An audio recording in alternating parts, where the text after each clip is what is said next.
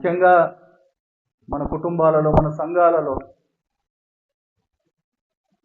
సంబంధం అయితే ఉంది. దేవుని పిల్లలుగా మన మధ్య ఒక సంబంధం ఏర్పరచబడి ఉంది. కానీ ఒక బలమైన సహవాసం ఎంతవరకు మనం కలిగి ఉంటున్నాం? సహవాసం అంటే ఏంటి? కలిసి నడుచుట, కలిసి జీవించుట.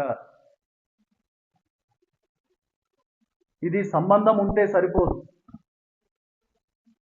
ఇది సంబంధం ఉంటే సరిపోదు. ఇద్దరికి వారి మధ్య సమ్మతి ఉండాలి. ఆ సమ్మతి కలిగిన సంబంధమే సహవాసం. సమ్మతి లేకుండా ఇద్దరు కూడి నడుతురా అని దేవుని వాక్యం ఎన్నోసార్లు మనల్ని ప్రశ్నిస్తుంది. ఈరోజు అలాంటి ప్రయత్నంలో ఎన్నో సంబంధాలు సహవాసం లేకుండా కొట్టుమిట్టాడుతూ ఉన్నాయి.